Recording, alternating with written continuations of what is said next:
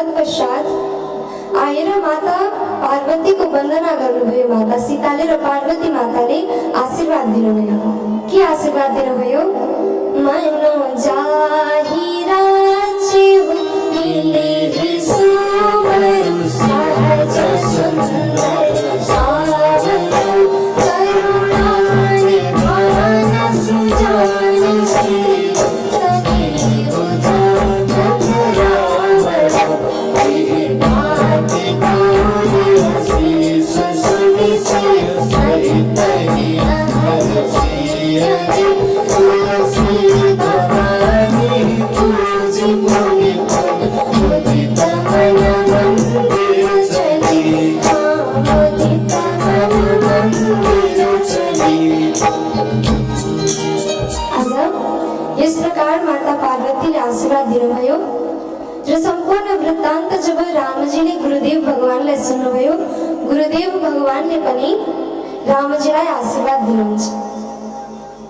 अब रात्रिमा भोजन आदि भयो र भगवान श्री राम लक्ष्मणजी र गुरुदेव भगवानले विश्राम गर्नुभयो। यहाँसम्मको प्रसङ्गलाई हिजो हामीले सुनेका थियौँ।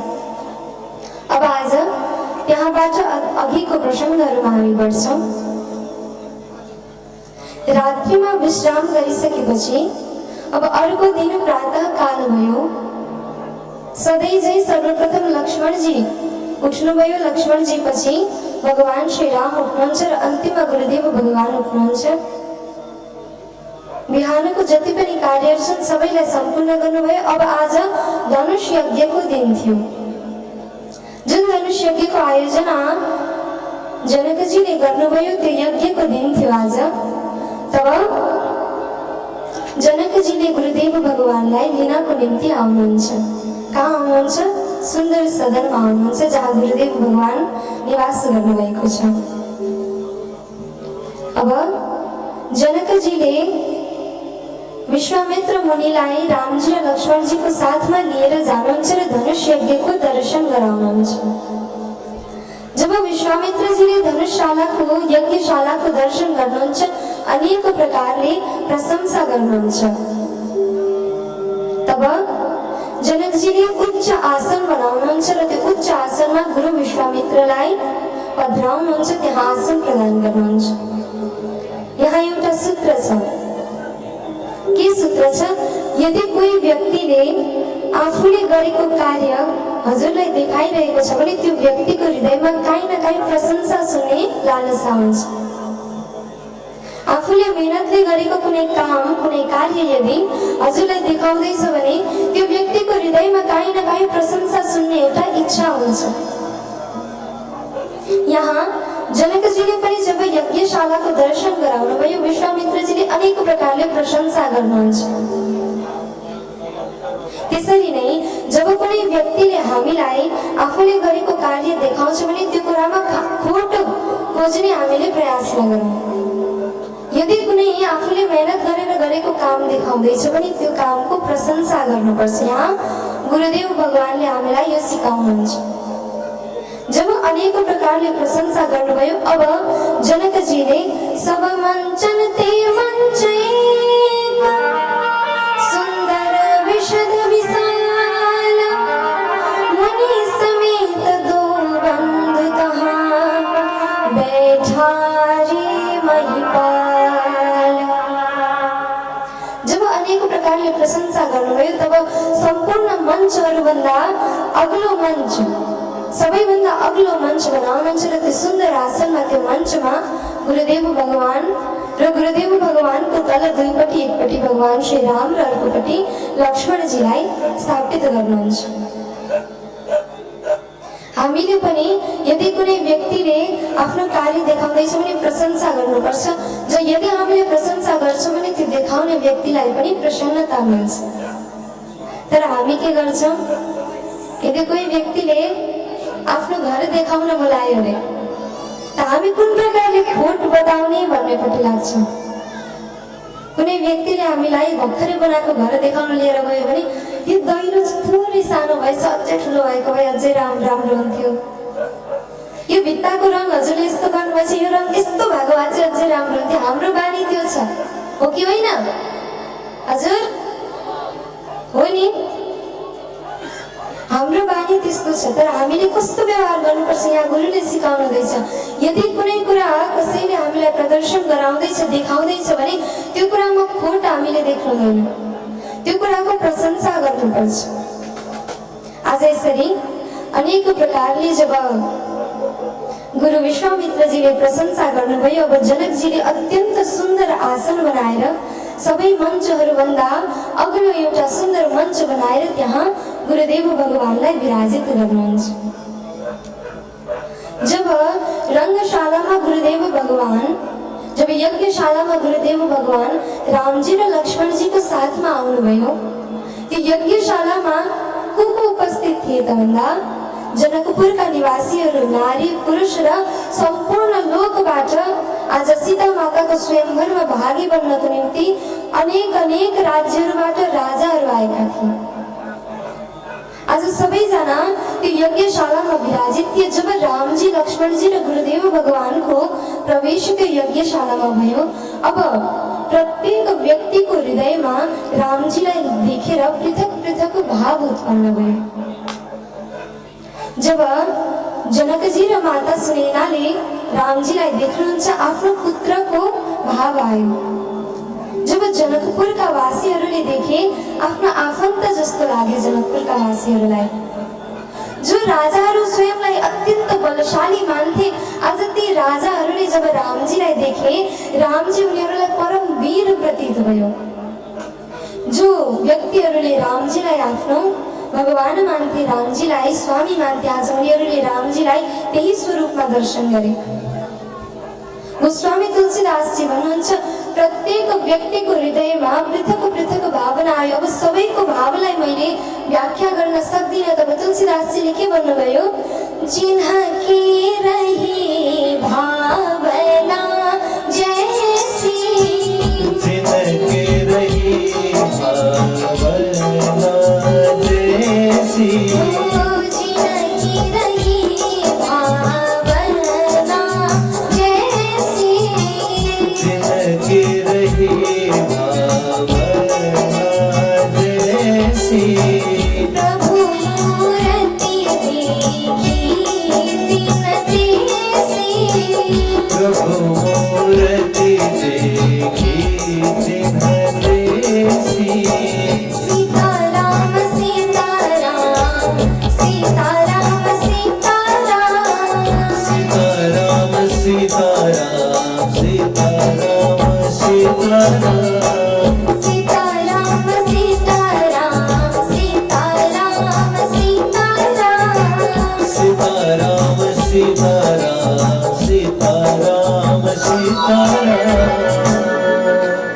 गोस्वामी तुलसीदास जी भन्नुहुन्छ, जिनकी रही भावना जैसी प्रभु मुहूर्त देखी दिन तेसी। जसको हृदयमा भगवान प्रति जस्तो भावना थियो, आज प्रत्येक व्यक्तिले आफ्नो भावको अनुरूप भगवानको दर्शन गरे। यसरी यज्ञशालामा भगवान श्री राम, लक्ष्मणजी र गुरुदेव भगवानको आगमन भयो। तब अत्यन्त सुन्दर सबैभन्दा उच्च मञ्चमा जनकजीले आज निवास दिनुहुन्छ गुरुदेव भगवानलाई, र गुरुदेव भगवान रामजी र लक्ष्मणजीलाई आफ्नो साथमा लिएर अब त्यो मण्डपमा गएर विराजित हुनुहुन्छ। अब जनकजीले आफ्ना दुई बन्दीजनहरूलाई अगाडि पठाउँछन् र जनकजीको प्रण सुनाउने आज्ञा गर्छन्। अब यहाँ बन्दीजनहरूले आफ्नो प्रण सुनाउँछन्, राजाको प्रण सुनाउँछन्। भन्छन्, यी सम्पूर्ण राज्यहरूबाट आएका राजाहरू, आज हाम्रो महाराज जनकजीको यो संकल्प छ, आज हाम्रो महाराज जनकजीको हृदयमा यस्तो इच्छा छ, यस मञ्चमा सानो शिव भगवानको धनुष राखिएको छ, र जो राजाले आएर यो धनुषलाई आफ्नो हातले उठाउँछ र त्यसमा प्रत्यञ्च चढाउँछ, त्यस व्यक्तिलाई सीता माताले केही पनि सोच नगरी आएर जयमाल पहिराइदिनुहुन्छ। यस्तो प्रण जब जनकजीको ती बन्दीजनहरूले सुनाउँछन्, अब त जति राजाहरू त्यहाँ उपस्थित भएका थिए सम्पूर्ण अब उत्साहित बन्न लागे। सबै अब भन्न लागे, पहिला को जाने, पहिला म जान्छु, पहिला को जान्छ पहिला भन्दा अब ती बन्दीजनहरूले सबै जति पनि आएका राजकुमार राजाहरू थिए सबैलाई पालो पालो गरेर अब पठाउन लागे। यहाँ जनकजीको त्यो यज्ञमा सीता माताको स्वयंवरको निम्ति केवल राजाहरू मात्र होइन, दानवहरू दैत्यहरू पनि मनुष्य रूप धारण गरेर आएका थिए।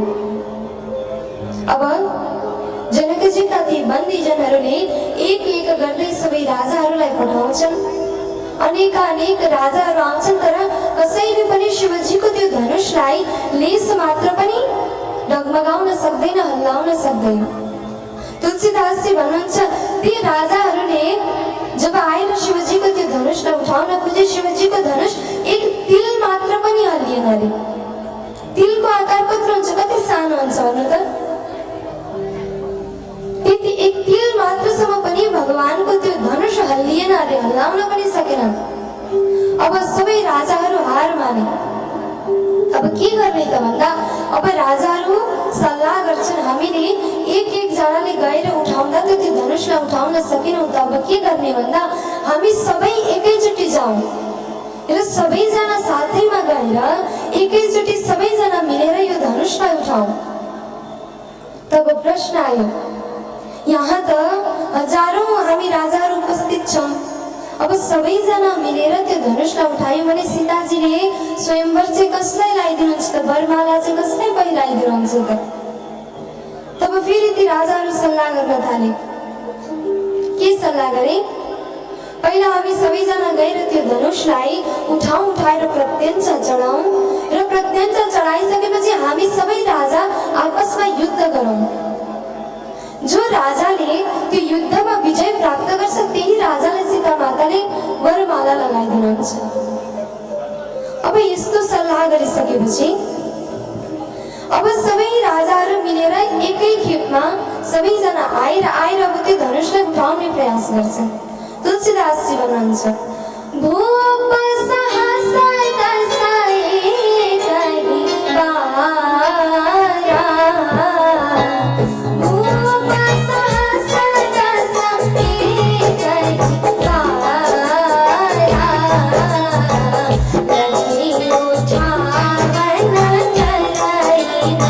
भूप सहस दसाए कहि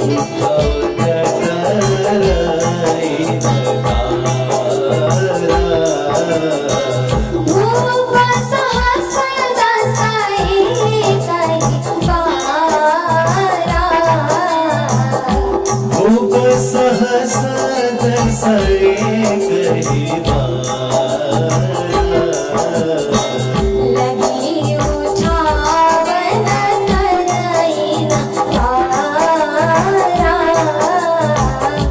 लगी उठावन चलाई तारा, जगइन शंभु सरासन डगैन शंभु सरासन जैसे, कामी बचन सखी मन जैसे, कामी बचन सखी मन जैसे, सीताराम सीताराम सीताराम सीताराम, सीताराम सीताराम सीताराम सीताराम, सीताराम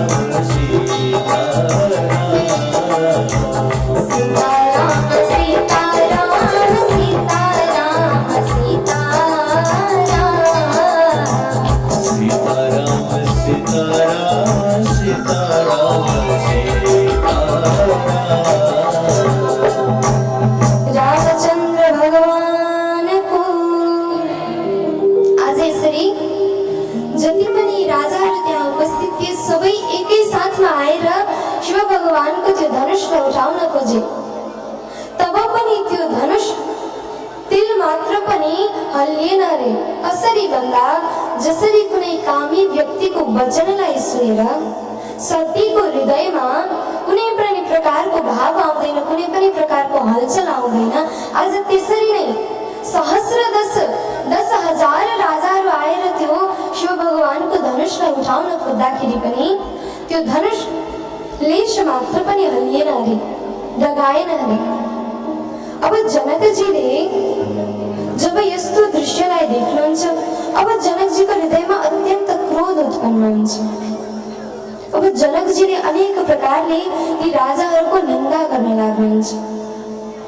जनकजी भन्नुहुन्छ, मैले त हजुरहरूलाई यति वीरशाली सोच्थे, मलाई लाग्थ्यो हजुरहरू अत्यन्त बलवान हुनुहुन्छ, तर आज जुन धनुषलाई मेरी पुत्री सीताले केवल एक हात मात्रले पनि उठाउन सक्छिन्, आज त्यो धनुषलाई हजुरहरू 10,000 व्यक्तिहरू आएर उठाउँदा पनि उठाउन सक्नु भएन। मलाई लाग्थ्यो यो भूमिमा अत्यन्त बलवान व्यक्तिहरू छन्, तर आज मलाई थाहा भयो यो भूमिमा जति क्षत्रिय राजाहरू छन् कसैमा पनि त्यो बल छैन रहेछ। हजुरहरू क्षत्रिय भएर पनि हजुरमा बल छैन रहेछ, एउटा धनुषलाई पनि उठाउन नसक्ने, हजुरहरूमा एउटा धनुष उठाउने पनि बल छैन रहेछ भनेर अनेक प्रकारले अब निन्दा गर्न लाग्नुहुन्छ। यता जब लक्ष्मणजीले जनकजीले गर्नुभएको निन्दालाई श्रवण गर्नुहुन्छ, अब लक्ष्मणजीको हृदयमा क्रोध उत्पन्न हुन्छ। किन? जनकजीले के भन्नुभयो, मलाई लाग्थ्यो यो धराधाममा अत्यन्त वीरशाली पुरुषहरू रहेछन्, तर यो धरती त वीरहरूदेखि रहित रहेछ, धरतीमा त कोही पनि वीर छैन रहेछ भनेर अनेक प्रकारले निन्दा गर्दा लक्ष्मणजीले सोच्नुहुन्छ, आज जुन सभामा स्वयं मेरा प्रभु रामजी उपस्थित हुनुहुन्छ, आज त्यो सभामा जनकजीले क्षत्रियहरूको निन्दा गर्नुहुँदैछ। अब अत्यन्त क्रोधित बन्नुहुन्छ लक्ष्मणजी, बसेको स्थानबाट उठ्नुहुन्छ, तर रामजीले फेरि लक्ष्मणजीलाई रोकिदिनुहुन्छ। तब लक्ष्मणजी फेरि शान्त भएर बस्नुहुन्छ। उता जनकजी फेरि निन्दा गर्न लाग्नुहुन्छ, भन्नुहुन्छ, मबाट ठुलो भुल भएछ, मलाई लाग्यो यो धरतीमा अनेक वीरहरू छन्, त्यसैले मैले यो यज्ञको आयोजना गरेँ, तर आज मबाट भुल भएछ, हे मेरी पुत्री मलाई माफ गरिदेऊ। आज तिम्रो निम्ति उचित हुने वर मैले खोज्न सकिनँ, किन यो पृथ्वी त वीरहरूदेखि रिक्त रहेछ, यो पृथ्वीमा कोही पनि वीर छैन रहेछ। अब लक्ष्मणजीलाई सहन भएन। अब लक्ष्मणजी उठ्नुहुन्छ र उठेर अब जनकजीलाई भन्न लाग्नुहुन्छ, हे जनकजी, जुन सभामा इक्ष्वाकुको कुलको केवल एक सानो बालक पनि यदि छ भने त्यो सभामा हजुरले यो धरती वीरहरूबाट रिक्त रहेछ भनेर भन्नु शोभा दिँदैन। यहाँ आज यो सभामा स्वयं मेरा प्रभु श्री राम हुनुहुन्छ, जो यस संसारमा सबैभन्दा बलवान हुनुहुन्छ, बलहरूको पनि प्रभु त रामजी हुनुहुन्छ, रामजीबाट हामीलाई बल प्राप्त हुने हो। त्यस्ता रामजी जुन सभामा हुनुहुन्छ, आज हजुर त्यस सभामा बसेर यो संसारमा कोही पनि बलवान छैन भन्नुहुन्छ। अब लक्ष्मणजी भन्नुहुन्छ, जनकजी, यदि मेरा प्रभु श्री रामले मलाई आज्ञा दिनु हो भने यो सम्पूर्ण पृथ्वीलाई नै म कन्दुक इव ब्रह्माण्ड उछाउ, यस सम्पूर्ण पृथ्वीलाई म एउटा गोलीको भाती उछाल्न सक्छु। यदि भगवानको अनुशासन मैले प्राप्त गरेँ, यदि भगवानको आज्ञा मैले प्राप्त गरेँ भने यो सम्पूर्ण ब्रह्माण्डलाई म गोलीको समान उछाल्न सक्छु। जो तुम्हारा अनुशासन पाऊं, कंदुक इव ब्रह्माण्ड उछाऊं, कंदुक इव ब्रह्माण्ड उछाऊं। यदि मेरा भगवान श्री रामले मलाई आज्ञा दिनु भने रामजीको आज्ञालाई प्राप्त गरेर यो सम्पूर्ण चराचर जगत यो ब्रह्माण्डलाई नै म आज बन्दुकको भाती उछाल्न सक्छु। त हजुर भन्नुहुन्छ यो पृथ्वी वीरहरूबाट रिक्त भयो। सायद हजुरले मेरो प्रभु श्री रामको बललाई चिन्नु भएको छैन। यो शिवको पिनाक त के, आज म यो पृथ्वीलाई बोकेर लिएर जान सक्छु। जनकजी, हजुरले अब हजुरको मुखबाट यो शब्दलाई ननिकाल्नु। यसरी अनेक प्रकारले लक्ष्मणजीले सम्झाउनुहुन्छ। जब लक्ष्मणजीको यो वाक्यलाई सुन्नुहुन्छ, गुरु विश्वामित्र अत्यन्त प्रसन्न बन्नुहुन्छ। लक्ष्मणजीलाई शान्त गरेर राख्नुहुन्छ। अब गुरु विश्वामित्रले बुझ्नुहुन्छ कि यो समय उचित छ भनेर अब रामजीलाई गएर त्यो धनुषलाई उठाएर त्यो धनुषमा प्रत्यञ्च चढाउने आज्ञा प्रदान गर्नुहुन्छ गुरुले। विश्वामित्र समय शुभ जानी, विश्वामित्र समय शुभ जानी, बोले अति स्नेहमय वाणी, बोले अति स्नेहमय वाणी, उठाऊ राम भंजहु भव चापा, उठहु राम भंजहु भव चापा, उठाऊ राम भंजहु भव चापा, उठहु राम भंजहु भव चापा, पीतहु तात जनक परितापा, वेदहु तात जनक परितापा। सीताराम सीताराम सीताराम सीताराम, सीताराम सीताराम सीताराम सीताराम, सीताराम सीताराम सीताराम सीताराम, सीताराम सीताराम सीताराम सीताराम। यसरी आज गुरु विश्वामित्रजीले आदेश दिनुहुन्छ, उठौ राम भञ्जौ भव चापा, मेटहु तात जनक परितापा। हे रामजी, हजुर उठेर गएर त्यो शिवजीको धनुषको जुन चाप छ त्यसलाई चढाइदिनुहोस् र जनकजीको हृदयमा जुन ग्लानि भइरहेको छ, जुन दुःख भइरहेको छ, त्यो दुःखको हजुरले हरण गरिदिनुहोस्। यसरी जब गुरुको आज्ञालाई प्राप्त गर्नुहुन्छ, अब रामजी गुरुदेव भगवानलाई त्यहाँ प्रणाम गर्नुहुन्छ र मञ्चमा जानुहुन्छ जहाँ शिवजीको धनुषलाई राखिएको थियो। अब रामजीले त्यो धनुषलाई प्रणाम गरेर त्यो धनुषको परिक्रमा लगाउनुहुन्छ र परिक्रमा लगाएर गुरुदेव भगवानको स्मरण गर्नुहुन्छ। अब यहाँ प्रश्न आउँछ, जब विश्वामित्रजीले आज्ञा प्रदान गर्नुभयो तब रामजीले विश्वामित्रजीलाई त्यही प्रणाम गरेर त्यहाँबाट मञ्चमा जानुभएको थियो। त मञ्चमा गइसकेपछि फेरि गुरुदेव भगवानले मञ्चबाट किन स्मरण गर्नुभयो त भन्दा रामजीले सर्वप्रथम विश्वामित्र गुरुलाई प्रणाम गर्नुभयो र मञ्चमा गएपछि अब आफ्ना गुरु वशिष्ठजीको स्मरण गर्नुहुन्छ र वशिष्ठजीको स्मरण गरिसकेपछि अब भगवान श्री रामले त्यो धनुषलाई उठाउन लाग्नु भएको छ।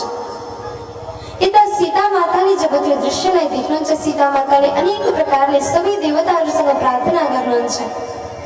माता सीताले गणेश भगवानलाई भन्नुहुन्छ, हे गणनायक, आज हजुरले जब यो मूषकमा सवारी हुनुहुन्छ हजुर, तब जसरी हजुरले आफ्नो भारलाई आफैमा सीमित राख्नुहुन्छ, त्यसरी नै यो शिवजीको पिनाक धनुष जो छ, यो पिनाक धनुषको भारलाई पनि हजुरले हरण गरिदिनु र यो धनुषलाई अत्यन्त हलुङ्गो बनाइदिनु।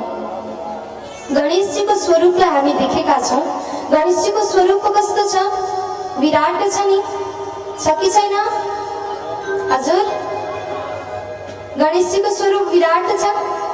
गणेशजीको सवारी केमा हुन्छ हजुर? मूषक। गणेशजीको वाहन के हो? मूषक। मूषक कत्रो हुन्छ भन्नु त?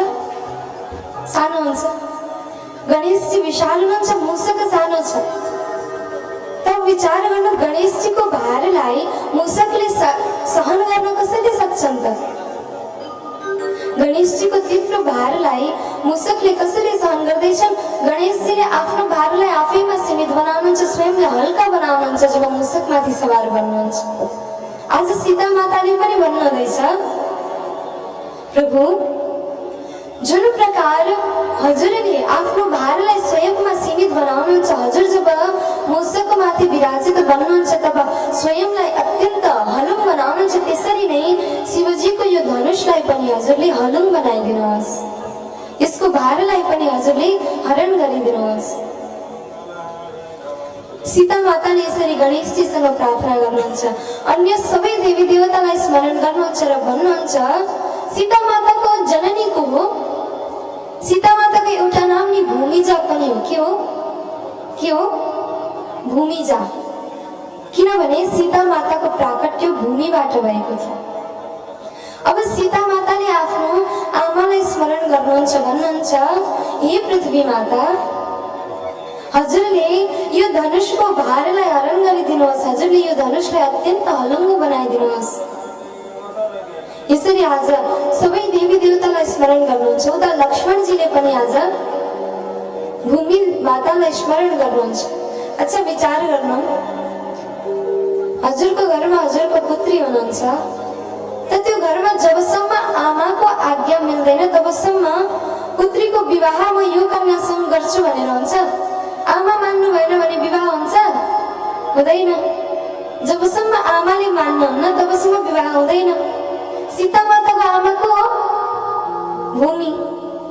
त यहाँ सन्तहरूले भाव बताउनुहुन्छ, जब अन्य राजाहरू आएर त्यो धनुषलाई उठाउन खोजे तब भूमि माताले तलबाट त्यो धनुषलाई समात्नु भएको थियो अरे। किन?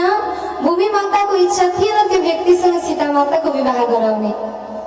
त्यसैले आज आमाले तलबाट त्यो धनुषलाई समात्नु भएको थियो। त्यसैले भूप सहस्रदश, त्यत्र हजार हजार भूपहरू एकैचोटि आएर राजाहरू आएर धनुषलाई उठाउन खोज्दा पनि आज भूमि माताले तलबाट समातेको हुनाले उठाउन सकेनन्।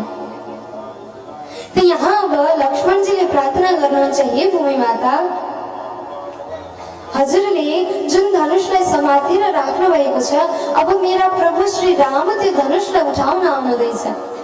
हजुरले त्यो धनुषलाई आज रामजीको हातमा प्रदान गरिदिनु। यसरी सन्तहरूले भाव बताउनुहुन्छ।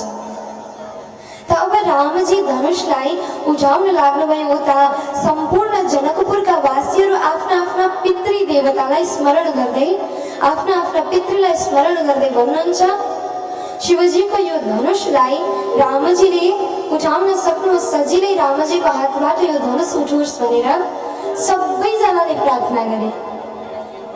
त अब भगवानले धनुषलाई उठाउन लाग्नुहुन्छ। जब रामजीले त्यो धनुषलाई उठाउनु भयो, उठाएर प्रत्यञ्च चढाउनु भयो, यो सबै कार्य बिजुली चम्किन कति समय लाग्छ भन्नु त? बिजुली चम्किन जति समय लाग्छ त्यति नै समयमा आज रामजीले त्यो धनुषलाई उठाएर प्रत्यञ्च चढाउनुहुन्छ। तुलसीदासजी भन्नुहुन्छ, दमक्यो दामिनी जिमि जब लयो, पुनि नभ धनु मण्डल सम भयो, लेत चरावत खींचत बाणी, बाहुन लखा देख सब जाने, तेहि क्षण राम प्रत्य धन जोड़ा, हरे भुवन धुनि घोर कठोरा, हरे भुवन धुनि घोर कठोरा, हरे भुवन धुनि घोर कठोरा, हरे भुवन कठोरा रवि पाँच बजे मान भुजने, चिंकर ही देखत जडोल महियै, कोल करमय कर मरे, हाँ कोल करमय कर मरे, सुरासुर मुनि कर कान दीने, सकल विकल विचारहि, कोदंड संदेह राम तुलसी, जयति वचन उचारहि हम, जयति वचन उचारहि हम, जयति वचन उचारहि। रामचन्द्र भगवानको आज यसरी एउटा बिजुली चम्कन जति समय लाग्छ त्यति समयमा रामजीले त्यो धनुषलाई उठाउनु भयो।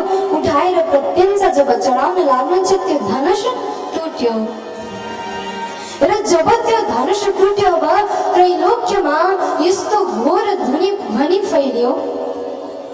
यता जनकपुरका वासीहरू सबै प्रसन्न भए, रामजीले धनुषको भञ्जन गर्नुभयो भनेर प्रसन्न भए। उता परशुरामजीले त्यो ध्वनिलाई सुन्नुहुन्छ र जब परशुरामजीको कानमा त्यो ध्वनि पुग्यो, अब विचार गर्न लाग्नुभयो, यस्तो विशाल ध्वनि त केवल शिव भगवानको धनुषलाई तोड्दा मात्र उत्पन्न हुन सक्छ भनेर ध्यान दृष्टिले हेर्दा त साँच्चै शिव भगवानको धनुष त टुटिसक्यो। अब अत्यन्त क्रोधित बनेर परशुरामजी हातमा फर्सा लिएर त्यहाँ प्रकट हुनुहुन्छ। बोल्नुहोस् परशुरामजी महाराजको आज त्यस यज्ञशालामा परशुरामजी प्रकट हुनुहुन्छ। जब परशुरामजीलाई आएको देख्छन् सबै, अब जति पनि राजाहरू त्यहाँ बसेका थिए सबै अत्यन्त भयभीत बन्छन्। अब सबै राजाहरू एक एक गर्दै आफ्नो पिताको नाम समेत आएर परशुरामजीलाई प्रणाम गर्छन्।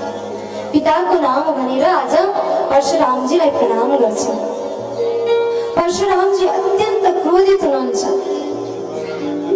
जब भूमिमा अब त्यो शिवजीको पिनाक धनुषलाई देख्नुहुन्छ तब त झन क्रोध बढेर जान्छ। किन जनकजीलाई त्यो पिनाक धनुष शिवजीको धनुष सम्हालेर राख्नु भनेर परशुरामजीले दिनुभएको थियो र आज परशुरामजीको आज्ञा बिना जनकजीले त्यो धनुषलाई आज तोडिदिनु भयो भनेर अत्यन्त क्रोधित बन्नुहुन्छ र प्रश्न गर्नुहुन्छ, मेरो यो शिवजीको यस्तो दिव्य धनुषलाई तोड्ने त्यो दुष्ट व्यक्ति को हो? त्यो दुष्ट व्यक्तिलाई जनकजी हजुरले मेरो सामु उपस्थित गरिदिनु। आज जुन फर्सा मेरो हातमा छ यो फर्साले त्यस व्यक्तिको म शिर छेदन गरिदिनेछु भनेर अनेक प्रकारले आज क्रोधित बन्नुहुन्छ परशुरामजी। जब परशुरामजीको त्यो क्रोधलाई देख्छन् सबै त्यहाँ उपस्थित सम्पूर्ण व्यक्तिहरू अत्यन्त भयभीत बन्छन्। अब त्यो राजाहरूको समूहमा कोही राजा यस्ता थिए जसले के भने भने मलाई थाहा थियो यदि मैले शिवजीको यो धनुषमा चाप चढाएको भए यस्तै अवस्था हुन्छ भनेर थाहा थियो, त्यही कारण मैले शिवजीको धनुषलाई नउठाएको। ममा सामर्थ्य छ तर मैले जानेबुझी नउठाएको भन्न थालेछु।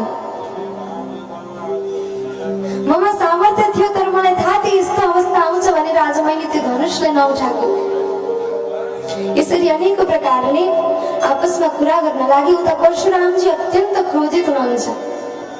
अब रामजी जानुहुन्छ परशुरामजीको सामु भन्नुहुन्छ, हे परशुरामजी, शिवजीको यो दिव्य धनुषलाई तोड्ने व्यक्ति पक्कै पनि हजुरको दास नै हुनुपर्छ। त्यसैले स्वामी अब हजुर त्यो शिवजीको यो धनुषलाई भञ्जन गर्ने व्यक्तिसँग क्रोधित नबन्नु। किन हजुरको दासमा मात्र त्यो क्षमता छ, त्यो शक्ति छ शिवजीको यो धनुषलाई तोड्ने।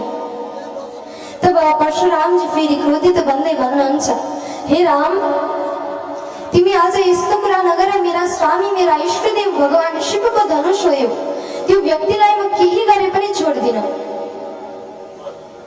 अनेक प्रकारले रामजीले सम्झाउन खोज्नुहुन्छ, परशुरामजी मान्नु हुँदैन। तब अन्तिममा केही उपाय नलागिसकेपछि अब रामजीले भन्नुहुन्छ, हे परशुरामजी, शिवजीको यो दिव्य धनुषलाई भञ्जन गर्ने व्यक्ति म नै हो, तर मैले जानी बुझी भगवानको धनुषको भञ्जन गरेको होइन प्रभु, मलाई क्षमा गरिदिनु। म त केवल प्रत्यञ्च चढाउन चाहन्थे, चाप चढाउन चाहन्थे। आज प्रत्यञ्च चढाउँदा शिवजीको यो धनुष टुट्यो, त्यसमा मेरो गल्ती छैन, मलाई माफ गरिदिनु भन्दा अब त परशुरामजी अत्यन्त क्रोधित बन्नुभयो। अनेक प्रकारले भगवानलाई क्रोधित बनेर अनेक प्रकारले परशुरामजीले आज क्रोध देखाउनुहुन्छ। तब अन्तिममा अब केही उपाय लागेन। भगवान श्री रामले भन्नुहुन्छ, हे परशुरामजी, आज जति ठुलो मेरो गल्ती छैन त्यो भन्दा ठुलो हजुरको क्रोध भइसक्यो। हजुरको क्रोध आज मेरो गल्ती भन्दा पनि ठुलो भइसक्यो। हजुरले मलाई कमजोर नसम्झिनु। यदि मैले चाहे भने हजुरसँग म युद्ध गर्न सक्छु, तर ब्राह्मण र स्त्रीमाथि म कहिले पनि हात उठाउँदिन। ब्राह्मणमाथि हात उठाउने क्षत्रिय, त्यो क्षत्रिय जस्तो बलहीन व्यक्तिहरू कोही हुँदैन। प्रभु हजुर ब्राह्मण हुनुहुन्छ, हजुरको म अनेक प्रकारले सम्मान गर्छु। भगवान आज जति ठुलो मेरो अपराध छैन त्यो भन्दा ठुलो त हजुरको क्रोध बनिसक्यो। यस्तो वचन जब परशुरामजीले सुन्नुहुन्छ, अब परशुरामजीले विचार गर्नुहुन्छ, ब्राह्मण र स्त्री माथि यति श्रद्धा यो त केवल भगवानले मात्र गर्न सक्नुहुन्छ। अब राम भगवान हुन् कि होइनन् भनेर कसरी थाहा पाउने त भन्दा परशुरामजीको पासमा भगवान विष्णुको पनि धनुष थियो। आज त्यो भगवान विष्णुको धनुषलाई रामजीलाई प्रदान गर्नुहुन्छ, भन्नुहुन्छ हे राम तिमीले यो धनुषमा पनि प्रत्यञ्च चढाऊ। जब भगवान विष्णुको धनुषलाई परशुरामजीले अघि बढाउनुहुन्छ, भगवानले त्यो धनुषलाई नसमात्दै त्यो धनुष स्वयं भगवानको हातमा आएर आज स्थापित हुन्छ र जब भगवानले समाउनुहुन्छ स्वयं त्यो प्रत्यञ्च पनि आफै चढ्छ। जब यो दृश्यलाई देख्नुहुन्छ अब परशुरामजीलाई थाहा हुन्छ रामजी त भगवान हुनुहुँदो रहेछ भनेर अनेक प्रकारले स्तुति गर्नुहुन्छ र भगवानको चरणमा दण्डवत गर्नुहुन्छ र त्यहाँबाट अब परशुरामजी अन्तर्ध्यान गर्नुहुन्छ। यता जनकपुरका वासीहरूले जब यो दृश्य देख्छन् अब सबै अत्यन्त प्रसन्न बन्छन्। सबैको हृदयमा यही चाहना थियो रामजीले सीता मातासँग विवाह गर्नुहोस् भन्ने चाहना सबैको मनमा थियो। आज त्यो चाहना पूर्ण भएको देख्दा अब सबै अत्यन्त प्रसन्न बन्नुहुन्छ। जनकजीको संकल्प के थियो भने जो व्यक्तिले धनुषलाई उठाउँछ त्यो व्यक्तिसँग सीता माताले विवाह गर्नुहुन्छ, त्यो व्यक्तिलाई जयमाल पहिराइदिनुहुन्छ। त अब धनुष कसले उठाउनु भयो? हजुर धनुष कसले उठाउनु भयो? रामजीले उठाउनु भयो। त अब दशरथजीको प्रण अनुसार, दशरथजीको संकल्प अनुसार सीता माताले आएर रामजीलाई जयमाला लगाइदिनु पर्ने हो कि होइन? हो कि होइन? हजुर हो। तर यहाँ विश्वामित्रजीले के भन्नुहुन्छ जनकजीलाई भने हे जनकजी आज रामजीको हातबाट भगवानको यो दिव्य धनुषमा प्रत्यञ्च चढाउन जाँदा धनुष भङ्ग भयो, हजुरको जो प्रण थियो त्यो पूर्ण भयो। अब हजुरले आफ्नो घरमा जो अग्रज हुनुहुन्छ अग्रजसँग सल्लाह गर्नु र अग्रजको सल्लाहलाई मानेर अब सीता माताको हातबाट भगवानको गलामा जयमाललाई पहिराउने आज्ञा दिनु। यहाँ दर्शन गर्नु। यदि घरमा हजुरभन्दा केवल एक दिन मात्र पनि ठुलो कोही व्यक्ति हुनुहुन्छ भने नि कुनै पनि कार्य गर्दा आफूभन्दा ठुलो व्यक्तिलाई अनुमति मागेर नै गर्नुपर्छ।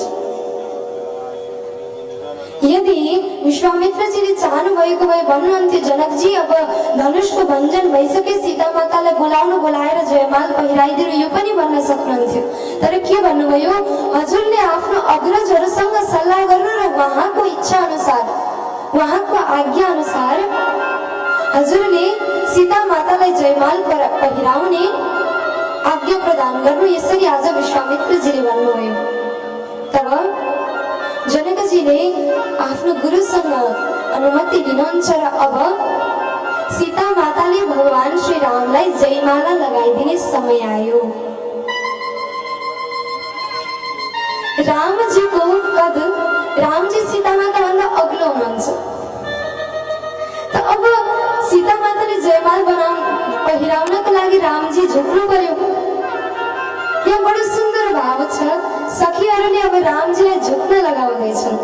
सखीहरू भन्छन् झुक जाइयो तनिक रघुवीर लाली मेरी छोटी सी, झुक जाइयो तनिक रघुवीर लाली मेरी छोटी सी, झुक जाइयो तनिक रघुवीर लाली मेरी छोटी सी। अब यहाँ सखीहरूले झुक्न लाए, रामजी हजुर थोरै झुकिदिनु, सीता माताले हजुरलाई जयमाला पहिराउनुहुन्छ। त अब रामजी झुक्नुभयो। सीता माताले अब जयमाला भगवानको गलामा लगाइदिनु भयो। अब भगवान राम र सीताको स्वरूप कस्तो छ त? भगवान श्री राम सावला सावला हुनुहुन्छ, सीता माता गोरी हुनुहुन्छ। दुल्हा जो हुनुहुन्छ उहाँ सावरा हुनुहुन्छ, माता सीता अत्यन्त गोरी हुनुहुन्छ। त अब यहाँ सखीहरूले रामजीलाई जिस्काउन थाले।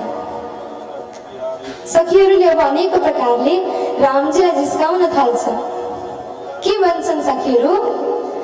दुल्हा के रंग आसमानी, लली के रंग बादामी, दुल्हा के रंग आसमानी लली के रंग बादामी दुल्हा के रंग आसमानी लली के रंग बादामी दुल्हा के रंग आसमानी लली के रंग बादामी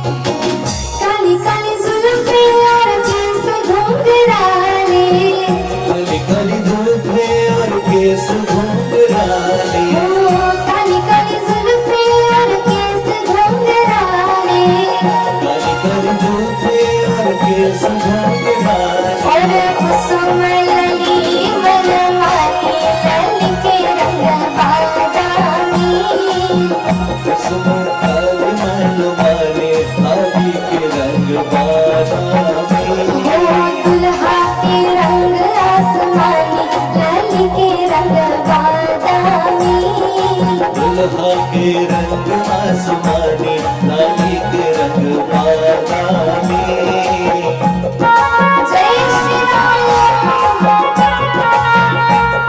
आज यहाँ राम जी को स्वरूप को वर्णन गर्दै छन् सखीहरूले के भन्दैछन् भगवानको केश कस्तो छ रे काली काली जुल्फी और लट घुंघराले घुंघरालेको बाल छ रे घुंघरा बाल छ रे आज भगवानको अनेक सुन्दर प्रकारले भगवानको रूपको वर्णन गर्दैछन् सखीहरू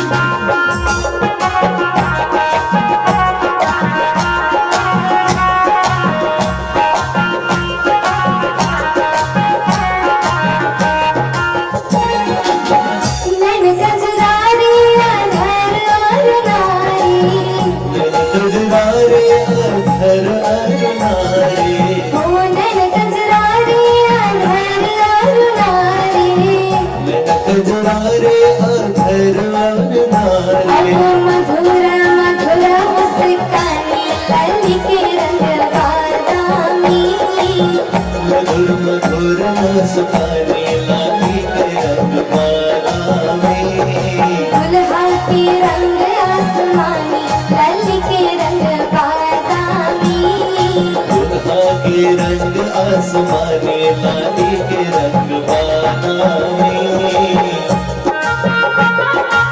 जय श्री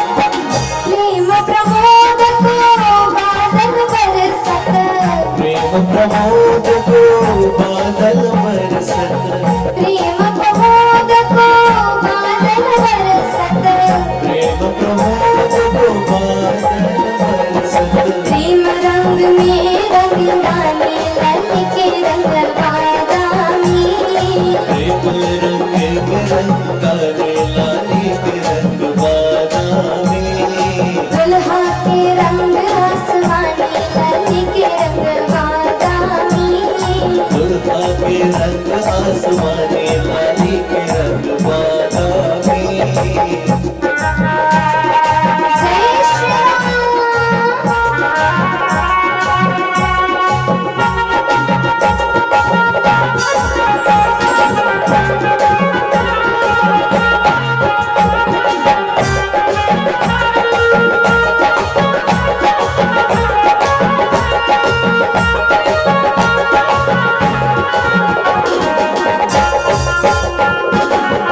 श्री राधे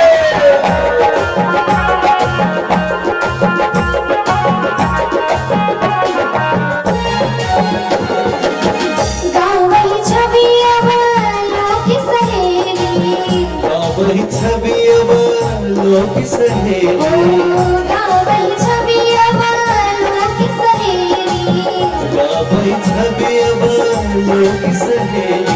सिया जयमाल राम उर्मिली सिया जयमाल राम उर्मिली अब मगन भई मिथिलानी नल के रखवाली मगन भई मिथिलानी लाली के रखवाली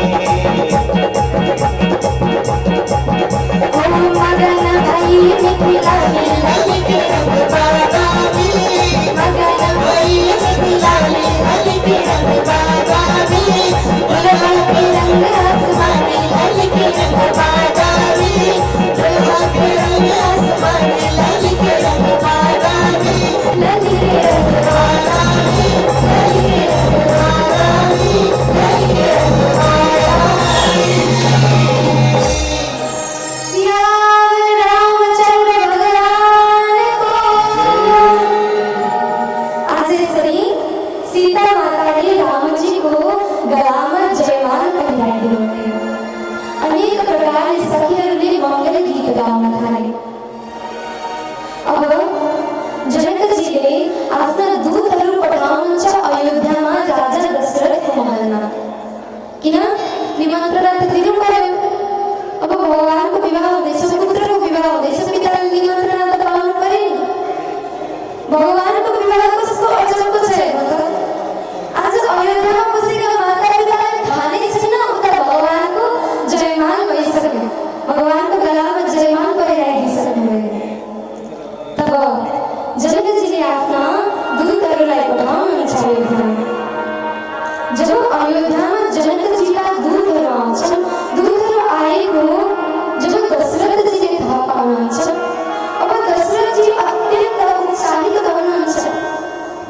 किन दशरथजीको हृदयमा आउँछ पक्का पनि जनकजीका दूतहरू मेरो पुत्रको केही समाचार लिएर आएका हुनुपर्छन् भनेर अत्यन्त उत्साहित हुनुहुन्छ दशरथजी तब जनकजीका दूतहरू आउँछन् र आएर पत्र पढेर सुनाउँछन् दशरथजीलाई जब दशरथजीले त्यो पत्रलाई सुनाउँछ अब त यति आनन्दित हुनुहुन्छ दशरथजी यति आनन्दित हुनुहुन्छ अत्यन्त प्रसन्न भएर आज त्यो जति दूतहरू आएका थिए पत्र लिएर ती दूतहरूलाई अब न्यौछावर प्रदान गर्न लाग्नुहुन्छ धन प्रदान गर्न लाग्नुहुन्छ तब दूतहरूले के भन्छन् भने दशरथजी अब यो राज्य अयोध्या हाम्रो पुत्री सीताको हुन गइरहेको छ पुत्रीको घर किन सीता मातालाई जनकपुरवासी सबै व्यक्तिले आफ्नो पुत्री नै मानेका थिए जसरी अयोध्यामा भगवान श्री रामलाई सबै अयोध्यावासीले आफ्नो पुत्र मानेका थिए त्यसरी नै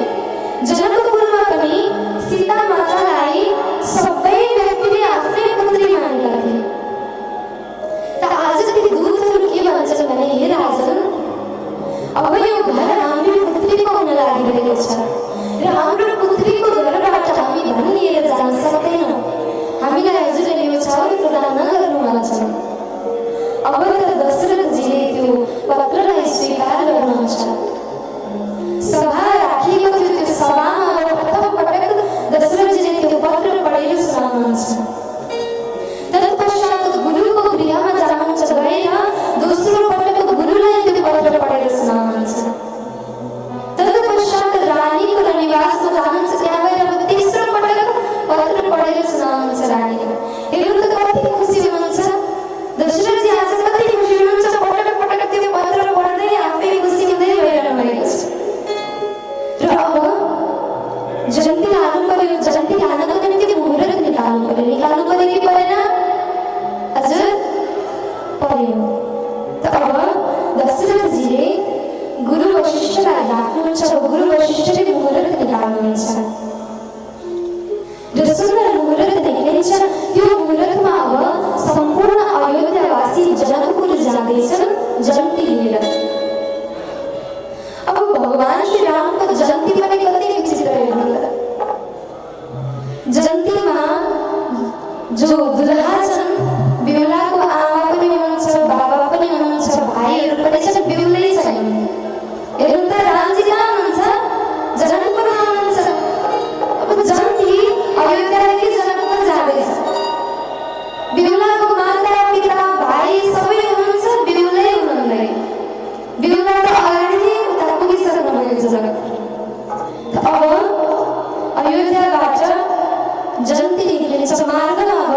व्यक्तिहरू किन हामी पनि जब जन्ती जान्छ हाम्रो पनि के इच्छा हुन्छ बेहुलालाई चाहिँ हेरौँ भन्ने इच्छा हुन्छ कि हुँदैन जसको पनि जन्ती जान्छ हाम्रो पनि त्यो बेहुला हेर्ने इच्छा हुन्छ कि आउँदैन आउँछ त यहाँ भगवानको जन्ती जाँदा पनि मार्गमा जति व्यक्तिहरू थियो बेहुलाको दर्शन गर्न आए अगाडि अगाडि जन्ती लिएका थिए त्यो जन्तीलाई सोध्ने बेहुला चाहिँ कोही अब त्यो अगाडि जन्तीले के भन्ने भन्दै पछाडि आउँदैछन् अब यहाँ फेरि पर्खिन लागेको जन्ती अगाडि गयो अब पछाडि आउँदै गरेको जन्ती छ अब त्यो जन्तीलाई प्रश्न गरे बेहुला चाहिँ को हो कोही अब त्यो जन्तीले फेरि के भने बेहुला अघि अगाडि गइसके यसरी आज अत्यन्त सुन्दर प्रकारले अत्यन्त मनोरञ्जन गर्दै आज अयोध्याबाट जनकपुर जन्ती गयो जनकपुरमा राम गए दुल्हा बनेर